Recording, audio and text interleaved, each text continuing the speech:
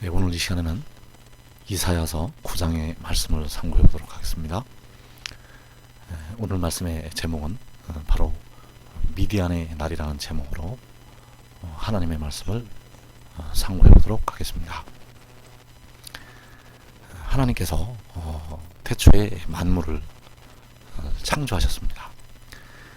그 만물을 창조하실 때 그 창조의 역사에 바로 여호와 하나님과 바로 그 지혜가 바로 이 창조의 역사에 같이 계셨다는 것을 잠언서에서 말씀을 하고 있습니다.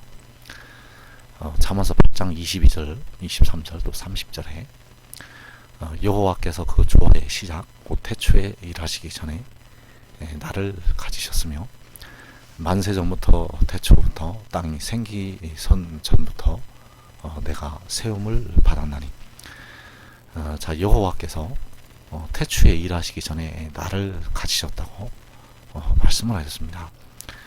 여기서 나라는 존재는 바로 그 지혜가 되겠고, 여호와께서는 태초에 이 지혜를 가지셨습니다. 그래서 이 지혜는 만세 전부터 태초부터 땅이 생기기 전부터 지혜가 세움을 받았습니다. 그리고 이 지혜가 여호와께서 만물을 창조하실 때 그 곁에 있어서 창조자가 되어서 날마다 그의 기뻐하신 바가 되었고, 또 항상 그 앞에서 즐거워하였다고 말씀을 하셨습니다. 그래서 태초에 하나님께서 만물을 창조하실 때 바로 여호와 하나님께서 계셨고, 그 곁에 이 지혜가 그 곁에 있어서 창조자가 되었다고 말씀을 하셨습니다. 또한 이 구속의 역사가 있는데, 백성들이 죄로 말미암아서 이 영혼과 몸도 다 이제 죽는 자리에 들어가게 되었기 때문에 여호와 하나님께서 이 구속의 역사를 이루시게 됩니다. 그래서 이사야서 53장에 보면 이 구속의 역사를 이루는 말씀이 나타나 있습니다. 첫째로 여호와 하나님께서 산자의 땅에 끊어지셔서, 즉 자기의 육신, 자기의 몸을 제물로 드려서 피를 흘리시게 됩니다. 그래서 여호와께서는 하늘 보좌를 버리시고 바로 자기 몸을 제물로 드리신 어린 양으로 나타나시게 됩니다. 그래서 그 피로 백성들의 영혼을 사시게 되었고, 백성들의 영혼의 구속이 이루어지게 되었습니다. 그래서 백성들의 영혼이 바로 음부의 권세에서 해방이 되었다는 사실, 하나님께서 자기 피를 흘려서 백성들을 이 음부의 권세에서 속량을 하시게 되었습니다. 그리고 여호와 하나님 곁에 있어서 창조자가 되었던 그 지혜가 이 질고를 당하고 영혼을 제물로 드린 그 어린 양으로 나타나게 됩니다. 그래서 이 지혜는 그 영혼을 제물로 드리게 되고, 이 희생으로 백성들의 몸의 구속이 이루어지게 됩니다. 그래서 현재 그 예수 믿는 백성들이 아직까지 영혼은 하늘나라로 가지만은 몸은 무덤으로 가고 있기 때문에 현재까지 썩어짐의 종노릇을 하고 있다는 사실. 그래서 이 지혜가 자기 영혼을 제물로 드리기에 이르면 이제 백성들의 몸의 구속이 이루어지게 되고, 그래서 백성들이 사망의 권세에서 해방이 되는 축복이 임하게 됩니다. 그래서 여호와 하나님께서는 몸을 제물로 드리신 어린 양으로 나타나시게 되고, 이제 지혜가 또 자기의 영혼을 제물로 드리는 어린 양으로 나타나게 된다는 사실. 이렇게 해서 바로 백성들의 영혼과 몸의 구속, 즉 음부와 사망의 권세에서 이제 해방이 되는 축복이 임하게 됩니다. 그래서 이제 그 마지막 때 이제 온 이스라엘에 대한 영혼과 몸의 구속이 이루어지게 되고, 영혼이 구원받은 자는 이제 몸만 구원을 받으면 된다는 사실. 그래서 호세아서 13장 14절에서 내가 그들을 스올의 권세에서 속량하며 사망에서 구속하리니 사망아 내 재앙이 어디 있느냐, 스올아 내 멸망이 어디 있느냐, 뉘우침이 내 눈앞에서 숨으리라. 자, 스올이 즉 음부, 이 스올은 바로 그 지옥을 가리키고 있습니다.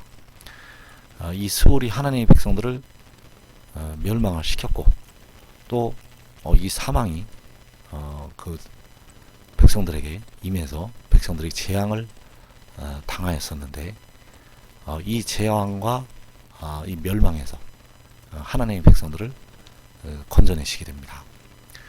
그래서 여호와께서 그들을 스올의 권세에서 속량을 하시게 됩니다. 자, 이 음부의 권세에서는 바로 여호와께서 흘리신 자기 피로, 그 언약의 피로 백성들을 스올의 권세에서 속량을 하시게 되고, 이 사망에서는 바로 그 지혜가 자기 영혼을 제물로 드려서 그 대가로 사망에서 백성들이 구속이 된다는 사실. 그래서 하나님의 백성들이 이제 스올과 음부의 스올과 사망의 권세에서 이제 속량이 되고 구속이 된다는 사실입니다. 그래서 이 속량에는 반드시 대가가 필요했었다는 것. 이 구속에는, 이 속량에는 반드시 속전이 지불이 되어야 합니다. 다시 한번 설명하면, 이 스올의 권세에서는 여호와께서 자기 피를 흘려서 속량을 하시게 되고, 이 사망에서는 지혜가, 즉 그 지혜가 아사스를 위한 염소의 사역을 감당을 해서 자기 영혼을 제물로 드려서 구속을 하게 된다는 사실. 그래서 이 마지막 때에는 이 영혼과 몸의 구원이 바로 믿는 자에게 주어지게 됩니다. 믿는 자에게 주어지게 되는데, 바로 이 지혜를 믿는 자에게, 이 지혜를 믿는 자에게 하나님께서 이 영혼과 몸의 구원을 다 주시게 된다는 사실. 왜냐하면 여호와께서 자기 피를 흘려서 사신 영혼들을 이 몸의 구속에 대한 대가를 지불한 그 지혜에게 다 주시기 때문입니다.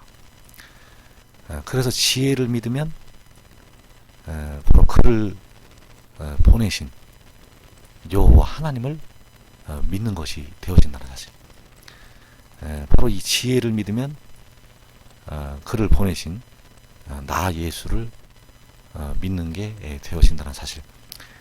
그래서 요한복음 12장에서 나를 믿는 자는 나를 믿는 것이 아니라 나를 보내신 이를 믿는 것이라고 이 지혜가 말씀을 하게 된다는 사실입니다.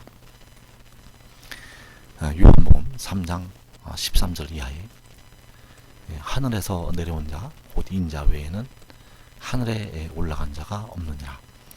모세가 광야에서 뱀을 든 것 같이 인자도 들려야 하리니 이는 그를 믿는 자마다 영생을 얻게 하려 하심이니라. 하나님이 세상을 이처럼 사랑하사 독생자를 주셨으니 이는 그를 믿는 자마다 멸망하지 않고 영생을 얻게 하려 하심이라. 자, 이 영생이라는 것은 바로 영혼과 육신이 죽지 않고 영원히 사는 것을 바로 영생이라고 합니다. 그래서 이 영생을 얻게 되는데, 바로 그를 믿는 자마다 영생을 얻게 하려 하심이라고 말씀을 하셨습니다. 여기서 그는 바로 하늘에 올라갔다가 내려온 자를 가리키고 있다는 사실. 이 그는 하늘에서 내려왔다가 하늘로 올라가게 되고, 또 잠언서 30장 4절에서 하늘에 올라갔다가 내려오게 됩니다. 그래서 하늘에 올라갔다가 내려온 자를 믿는 자에게 영생을 얻는 축복이 임하게 된다는 사실.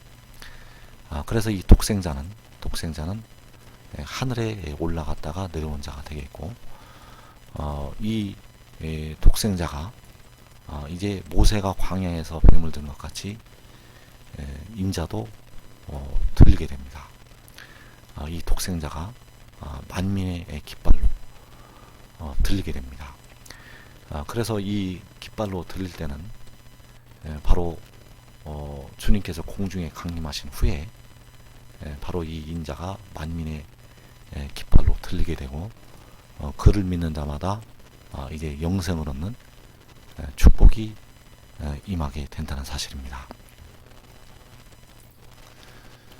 그래서 이 이사야서 9장의 말씀을 잘 보면 이 이사야서 9장의 말씀도 여기서도 조금 저기서도 조금 이렇게 말씀이 성취가 되고 이루어지기 때문에 이것을 우리가 잘 보아야 할 것입니다. 이사야서 9장 1절 이하에 보면 전에 고통받던 자들에게는 흑암이 없으리로다.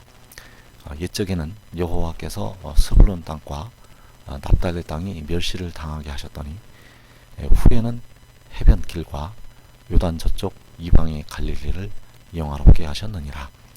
흑암에 행하던 백성이 큰 빛을 보고 사망의 그늘진 땅에 거주하던 자에게 빛이 비치도다.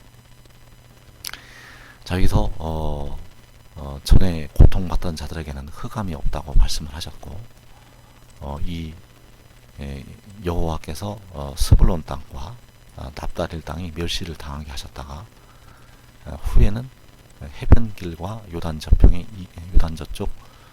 이방의 갈릴리를 영화롭게 하셨다고 말씀을 하셨고, 또 흑암에 행하던 백성이 큰 빛을 본다고 말씀을 하셨습니다. 그래서 이 1절과 2절의 말씀, 이 말씀은 주님이 오셨을 때 성취가 되었습니다. 그래서 마태복음 4장 12절 이하에 예수께서 요한이 잡혔음을 들으시고 갈릴리로 물러가셨다가 나사렛을 떠나 스불론과 납달리 지경 해변에 있는 가버나움에 가서 사시니 이는 선지자 이사야를 통하여 하신 말씀을 이루려 하심이라. 일러스되 스불론 땅과 납달리 땅과 요단강 저편 해변길과 이방의 갈릴리요, 흑암에 앉은 백성이 큰 빛을 보았고 사망의 땅과 그늘에 앉은 자들에게 빛이었도다 하였느니라. 자, 여기서 예수께서 갈릴리로 물러가셨다가 또 이 스불론 땅과 납달리 지경 해변에 있는 가버나움에 가서 사셨다고 말씀을 하셨습니다. 그래서 이사야가 예언을 한 대로 스불론 땅과 납달리 땅 그리고 이방의 갈릴리를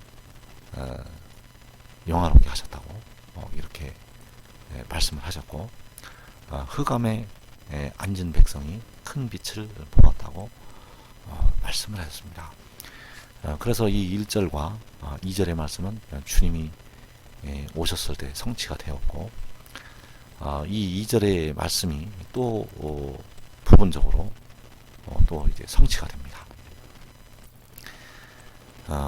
이사야서 9장 2절 이하에 보면 흑암에 행하던 백성이 큰 빛을 보고 사망의 그늘진 땅에 거주하던 자에게 빛이 비치도다. 주께서 이 나라를 창성하게 하시며 즐거움을 더하게 하셨으므로 추수하는 즐거움과 탈취물을 나눌 때에 즐거움같이 그들의 주 앞에서 즐거워하오니 이는 그들이 무겁게 맨 멍에와 그들의 어깨의 채찍과 그 압제자의 막대기를 주께서 꺾으시되 미디안의 날과 같이 하셨음이니이다. 어지러이 싸우는 군인들의 신과 피 묻은 겉옷이 불에 섭같이 살라지리니. 자, 이 2절 말씀이 이제 또 다시 한번 성취가 됩니다. 자, 2절 말씀, 흑암에 행하던 백성이 큰 빛을 보고 사망의 그늘진 땅에 거주하던 자에게 빛이 비치도다. 자, 이 사망의 그늘진 땅에 거주하던 자, 왜냐하면 이제 앞으로 환란이 일어나기 때문에, 환란이 일어나면 이 땅은 사망의 그늘진 땅으로 이제 변화가 됩니다. 그래서 이 환란이 일어나게 되면 그 악한 원수마귀의 세력들이 일어나서 육신의 이스라엘을 집어삼키고 또 예수 믿는 그 많은 백성들을 그 세력들이 다 집어삼키게 됩니다. 그리고 그 세력들이 이 유다 땅, 이 한국 땅에 들어와서 이 땅을 다 밟고 지나가게 됩니다. 그래서 이 땅은 10분의 1이 남아 있을지라도 그것도 삼키는 바가 되는 환란이 임하게 됩니다. 그래서 이 땅이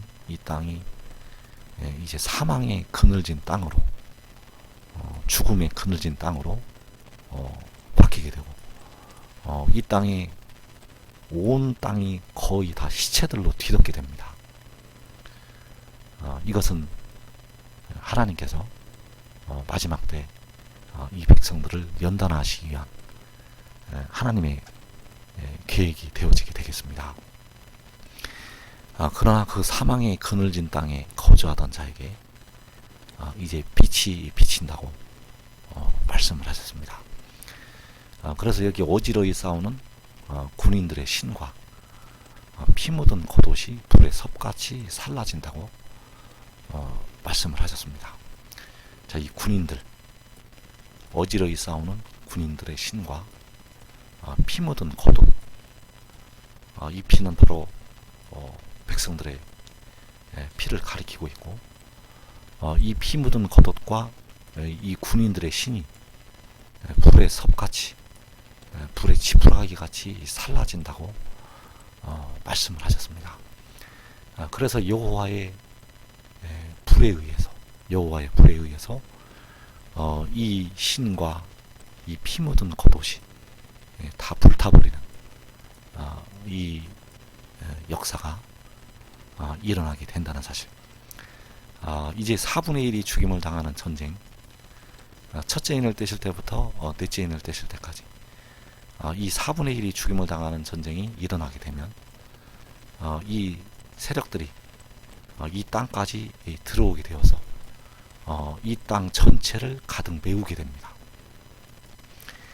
이 땅 전체를 가득 메우게 되기 때문에 이날에는 그 성소만, 그 하나님의 성에 있는 그 성 중에 있는 그 성소만 제외하고는 거의 다 이 그 마귀들의 세력에 의해서 마귀의 사자들이 움직이는 그 내천사가, 그 2만만의 마병대가 움직이는 그 악한 세력들에 의해서 이 땅이 철저하게 유린이 된다는 사실.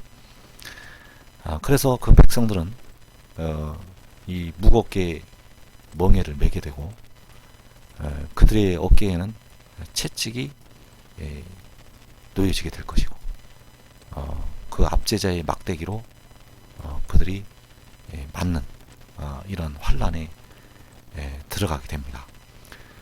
그래서 이 포악한 자들이 그들을 거의 다 죽는 자리까지 들어가게 만들고, 마귀와 그의 사자들이 사망과 음부로 이 백성들을 다 끌고 들어가게 됩니다. 그러나 예수 믿음을 잘 지키고 깨어서 기도했던 영혼들은 다섯째 인을 떼실 때 제단 아래 나타나게 될 것입니다. 그래서 온 세상에 하나님의 백성들에게 환란이 임한다는 것, 육신의 이스라엘이 이 환란에 들어가게 되고 온 세계에 있는 예수 믿는 많은 백성들이 이 환란에 들어가게 되고 특히 이 유다 땅이, 이 한국 땅이 이 환란에 들어가게 됩니다. 그래서 온 이스라엘 족속은 뼈들로 되는 환란이 임하게 된다는 사실. 예수께서 37장의 말씀처럼 이 뼈들은 이스라엘 온 족속이라고 말씀을 하셨고 이 환란으로 들어가게 됩니다. 그래서 이 땅은 사망의 그늘진 땅으로 바뀌게 된다는 것. 그러나 이 사망의 그늘진 땅에 거주하던 자에게 빛이 비친다고 말씀을 하셨습니다. 그래서 이 미디안의 날과 같이 하신다고 말씀을 하셨는데 이 미디안의 날에 그 원수들이, 그 이스라엘의 원수들이 그 골짜기를 다 점령을 하고 있었습니다. 사사기 6장 12절에 보면 미디안과 아말렉과 동방의 모든 사람들이 골짜기에 누웠는데 메뚜기의 많은 수와 같고 그들의 낙타의 수가 많아 해변의 모래가 많음 같은지라. 자, 이 이스라엘의 원수들, 미디안과 아말렉과 동방의 모든 사람들이 골짜기에 누워 있는데 메뚜기의 많은 수와 같다고 하였고 그들의 낙타의 수가 해변의 모래와 같이 많다고 하였습니다. 이 많은 수가 그때 미디안의 그 날과 같이 이 많은 수가 모여 들었듯이 이 많은 그 악인들이 이 땅을 점령하러 들어오게 된다는 사실. 이사야 17장 12절에 보면 슬프다 많은 민족이 소동하였으되 바다 파도가 치는 소리같이 그들이 소동하였고 열방이 충돌하였으되 큰 물이 몰려옴같이 그들도 충돌하였도다. 그래서 이 많은 민족이 소동을 해서 일어나게 됩니다. 예수 안 믿는 많은 민족, 예수 안 믿는 많은 민족이 소동해서 일어나게 됩니다. 바다 파도가 치는 소리같이 그들이 소동하였고 열방이 충돌하였으되 예수 안 믿는 열방이 쳐들어오게 됩니다. 큰 물이 몰려옴같이 그들이 쳐들어오게 됩니다. 그래서 그 미디안의 날에 기드온과 300용사가 일어나서 이 미디안을 하나님의 역사로 쳐부시게 되었습니다. 그래서 이 원수들의 세력이 예수 안 믿는 열방이 일어나서 많은 민족이 일어나서 육신의 이스라엘을 집어삼키고 예수 믿는 많은 백성들을 다 집어삼키고 또 이 유다를 향해서 이 유다를 삼키기 위해서 쳐들어왔을 때 이 유다의 전 지역을 그 성만 빼고 다 점령을 하게 됩니다. 그때 주께서 공중에 강림을 하시게 되고 그리고 이 의와 유다의 지도자들인 의의 나무들이 일어나서 이 세력들을 기드온과 300용사처럼 징벌을 하게 된다는 사실. 이사야서 17장 13절에 열방이 충돌하기를 많은 물이 몰려온과 같이 하나 주께서 그들을 꾸짖으시리니 그들이 멀리 도망함이 산에서 겨가 바람 앞에 흩어진 것 같겠고 폭풍 앞에 떠도는 티끌 같을 것이라. 자, 열방이 쳐들어오기를 많은 물이 몰려옴과 같이 합니다. 여러분의 눈앞에 우리 눈앞에 이 일이 이제 머지않아 일어나게 됩니다. 그래서 우리가 이 날을 대비를 해야 되고, 이 환란을 벗어날 자들은 바로 의의 나무들이 되어야 합니다. 그래서 열방이 쳐들어오기를 많은 물이 몰려온 것 같이 하는데, 이제 주께서 그들을 꾸짖으시게 됩니다. 주께서 그들을 꾸짖으시게 되고, 이제 그들이 멀리 도망을 가게 됩니다. 이 겨와 티끌같이, 바람 앞에 겨와 같이, 폭풍 앞에 티끌같이 그들이 흩어지게 되고 떠돌게 될 것입니다. 그래서 하나님께서 미디안의 날과 같이 이 악한 무리들을 멀리 도망가게 하실 것이라는 사실, 미디안의 날과 같이 그 어지러이 싸우는 군인들의 신과 그 피 묻은 겉옷이 불에 지푸라기가 같이 살라지게 될 것이라는 사실입니다. 그래서 이 일을 이루시는 이유는 한 아기가 우리에게 낳고 한 아들을 우리에게 주셨기 때문입니다. 이사야서 9장 6절 이하에 이는 한 아기가 우리에게 낳고 한 아들을 우리에게 주신 바 되었는데 그의 어깨에는 정사를 메었고 그의 이름은 기묘다라 모사라 전능하신 하나님이라 영존하시는 아버지라 평강의 왕이라 할 것임이라. 그 정사와 평강의 더함이 무궁하며 또 다윗의 왕자와 그의 나라에 군림하여 그 나라를 굳게 세우고 지금 이후로 영원히 정의와 공의로 그것을 보존하실 것이라. 만군의 여호와의 열심히 이를 이루시리라. 자, 한 아기가 우리에게 낳고 한 아들을 우리에게 주셨습니다. 그래서 그의 어깨에는 정사를 메었고 그의 이름은 기묘자라고 하였습니다. 놀라운 자라는 뜻이 있고 모사라 전능하신 하나님이라고 하였습니다. 그래서 이 하나님은 히브리어로 에일이라는 단어를 쓰고 있고 전능한 신이라는 뜻입니다. 그리고 영존하시는 아버지가 되겠고 평강의 왕이라고 말씀을 하셨습니다. 그래서 이 아들은 바로 우리의 또한 아버지가 됩니다. 왜냐하면 우리의 몸의 구속을 이루게 되고 또 우리를 지으셨습니다. 그 말씀이기 때문에 이 한 아들은 바로 여호와 하나님의 말씀이고 여호와께서는 모든 만물을 다 이 말씀으로 이 지혜를 가지고 창조를 하셨기 때문에 바로 영존하시는 아버지가 되어지고 또 평강의 왕이라고 일컬음을 받게 될 것입니다. 그래서 이 하나님께서 주신 이 한 아기, 이 한 아들은 바로 이 지혜가 되겠고 바로 요한계시록 12장 5절에서 이 지혜가 아들로 오게 된다는 사실. 그래서 여자가 아들을 낳으니 이는 장차 철장으로 만국을 다스릴 남자라. 그 아이를 하나님 앞과 그 보좌 앞으로 올려가더라. 자, 이 아이는 바로 장차 철장으로 만국을 다스릴 남자입니다. 그래서 그의 어깨에 정사를 매게 되고 또 그 정사와 평강의 더함이 무궁하다고 하셨고 다윗의 왕자와 그의 나라에 군림을 한다고 했습니다.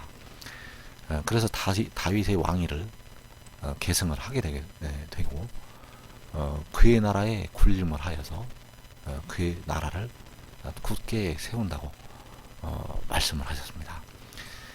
그래서 이 아들은 하나님 앞과 그 보좌 앞으로 올라갔다가 내려와서 계시록 7장에서 살아계신 하나님의 인을 가지고 해 돋는 데서부터 올라오게 되겠습니다. 그래서 이 아들이 바로 독생자가 되겠습니다. 이 아들이 바로 독생자가 되겠고 이 독생자는 하늘에서 내려왔다가 하나님 보좌 앞으로 올라갔다가 잠언 30장 4절의 말씀처럼 하늘에 올라갔다가 내려온 자가 되어서 바로 이제 이 환란 날에 이 4분의 1이 죽임을 당하는 그 환란 날에 이제 미디안의 날과 같이 일어나서 그 백성들을 그 사망으로부터 그 원수마귀의 세력에서 해방을 시키는 그러한 역사를 이루게 될 것입니다.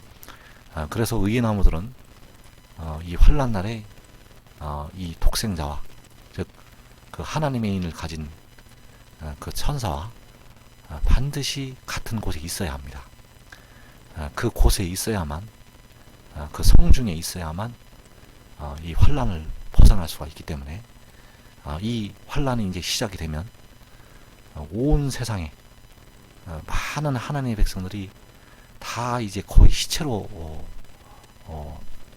되는 그 환란이 임하게 되고 또 이 땅 거의가 이 땅 전체가 그 포악한 자들에 의해서 이 원수마귀의 세력에 의해서 거의 백성들이 다 이제 죽임을 당하기 때문에 그래서 그날에 이 사망의 그늘진 땅에 이제 빛이 일어나서 이제 이 백성들을 구원하고 온 세상에 흩어진 하나님의 백성들을 구원하는 역사가 이제 일어나게 될 것입니다. 이 말씀을 들으시고 이 말씀을 깨닫는 분들은 속히 이제 이 말씀을 주야로 묵상을 하고 또 그 하나님의 인을 가진 그 천사와 그날에 꼭 같은 자리에서 이 하나님의 크신 역사에 귀 쓰임받는 종들이 되시기를 바랍니다.